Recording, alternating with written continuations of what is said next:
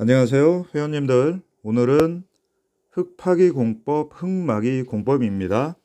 관련되는 개념은 사전조사, 집안조사, 그리고 계측관리입니다. 1번 개요.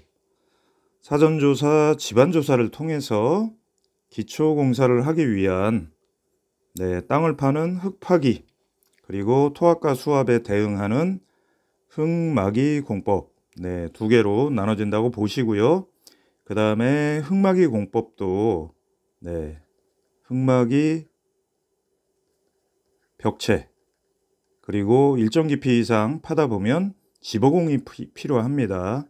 그래서 지보공 둘로 나눠진다는 내용도 기억을 해 주시고요. 거기에 따른 안정성과 경제성, 두 마리 토끼를 우리는 쫓아야 됩니다. 선정이 중요하다. 두 번째는 흙파기, 흙막이 공법 분류입니다. 두 가지로 구분해서 이해를 좀 해주셔야 되고요. 흙파기 공법은 오픈컷, 그 다음엔 흙막이 공법 쪽으로만 생각을 해주시면 되겠습니다. 여기 보시는 것처럼 아일랜드 컷이다, 트렌치 컷이다, 이런 부분들 실제 건축 현장엔 사용되고 있지 않기 때문에 오픈컷만 기억을 좀 해주시고요.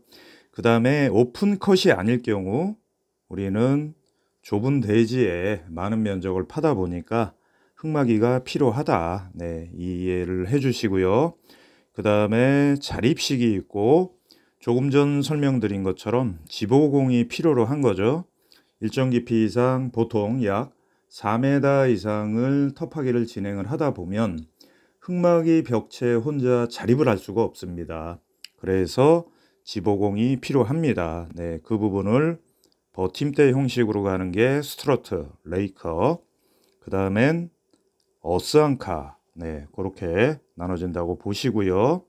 그 다음엔 더욱더 이제 강성이 높은 부분이 스러브 지지 방식, 탑다운입니다. 그래서 지금 설명드린 버팀대, 어스앙카, 그 다음에 탑다운 수라브 지지 방식이 지보공 공법이라고 보시면 되겠고요.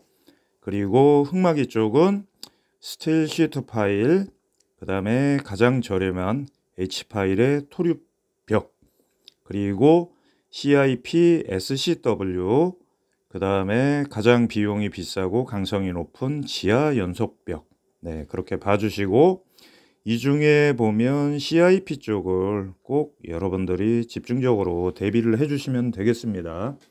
요즘 이제 도심지 근접 시공이라든가 굴착 깊이가 좀 깊어져서 탑다운 공사와 병행되는 대부분의 현장들이 CIP 강성을 높여서 기존에는 슬러리월로 지하 연속벽으로 가던 부분들이 CIP 쪽으로 많이 사용이 되고 있습니다.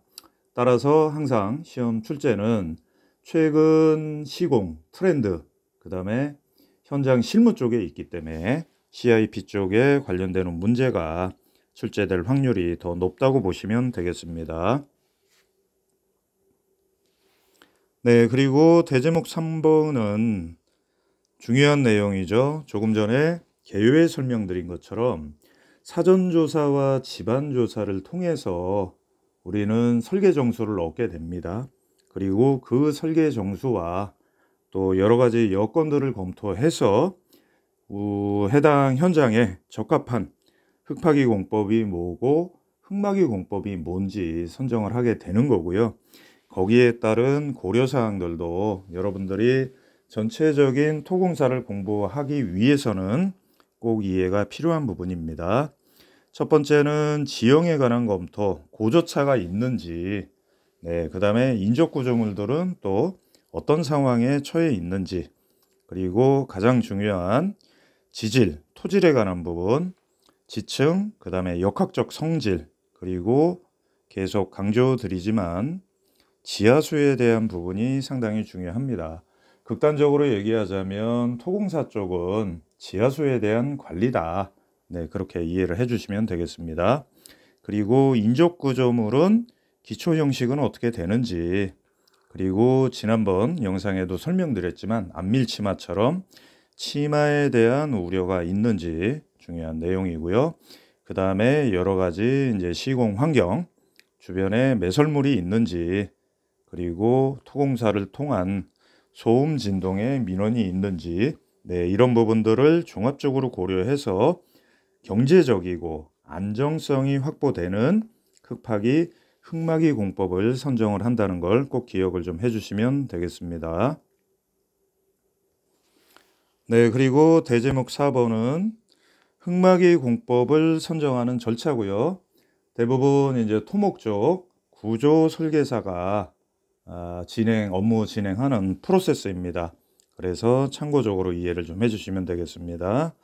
조사 시험, 조금 전 설명드린 집안조사, 사전조사 등을 통틀어서 얘기를 하는 거고요. 거기에 따라서 이제 벽체 형식을 가정을 합니다. 아까 설명드린 토르판으로 가야 될지, SCW로 가야 될지, CIP로 가야 될지, 그러고 거기에 따른 설계 정수를 가지고 각 지층별 걸리는 토합, 물론 수압도 플러스가 되는 거죠. 산정을 하고, 그 다음에 근입장, 중요한 키워드죠. 산정을 하고, 그리고 기초저면의 안전성 검토를 하고, 그 다음에 전체적인 계산 결과를 검토를 해서 적정 이상이 없으면 지보재 설계를 하고, 그 다음에 주변 영향 검토를 합니다. 조금 전 설명드린 인접 구조물이든가 지하 매설물이라든가 집안의 침하 정도는 어떻게 되는지, 여기까지 지금 전체적인 토공사 공부하기 위해서 여러분들이 개념을 이해해야 되는 흙파기 공법, 흙막이 공법에 대한 내용이고요. 다시 한번 정리를 간단하게 드리겠습니다. 흙파기 공법, 흙막이 공법은 사전조사, 집안조사를 통해서 기초공사하고 흙파기를 하기 위해서 토합과 수압에 대응하는 흙막이 공법을 선정을 하는데 중요하다. 그때 포인트는 안전성과 경제성, 두 마리 토끼를 쫓는다. 그리고 참고적으로 흙파기 공법, 흙막이 공법 분류 이해가 중요하다. 그리고 흙막이 공법은 흙막이 벽체와 지보공으로 나눠진다는 것도 꼭 기억을 해주시고요. 그 다음에 흙파기 쪽에서는 오픈컷만 기억을 좀 해주시라. 그리고 오픈컷이 아닌 부분은 흙막이가 필요하다. 그래서 흙막이는 자립식이 있고, 그 다음에 지보공이 필요한 버팀대식의 스트러트, 레이커, 그 다음엔 어스앙카, 그 다음엔 가장 강성이 높은 스러브 지지 방식, 요 용어도 기억을 해 주십시오. 요게 지보공 쪽에선 스러브 지지 방식이고, 전반적인 해당 스러브 지지 방식으로 진행되는 부분을 우리가 탑다운이라고 합니다. 그 다음에 흙막이 벽체 쪽에는 스틸 시트 파일이 있고 H파일의 토류벽, 그 다음에 CIP, SCW 지하 연속벽이 있다. 이 중에 현재 가장 탑다운에도 많이 적용되는 흙막이 벽체, 강성이 높은 CIP 쪽이 대부분의 건축 현장들에서 많이 사용이 되기 때문에 출제가 좀 예상이 되니 더욱더 집중으로 준비를 하셔야 된다는 내용. 그 다음에 흙파기, 흙막이 공법 선정할 때 고려사항도 이해를 해 주셔야 됩니다. 지형에 관한 검토, 토질, 지질에 관한 검토, 인접 구조물에 관한 검토, 그 다음에 여러 가지 시공 환경에 대한 검토, 그리고 흙막이 공법 선정 절차, 토목 구조 설계사가 어떤 프로세스로 흙막이 공법을 선정하는지에 대한 이해도 필요합니다. 조사 시험을 통해서 흙막이 벽체를 가정하고 측압, 수압을 통해서 산정을 하고 근입장 산정을 하고 저면 안전성 검토, 그 다음에 전반적인 검토를 통해서 지보재 설계를 하고 그 다음에 굴착에 따른 인접 집안, 인접 구조물의 영향에 대한 주변 영향 검토의 절차로 진행된다는 내용입니다.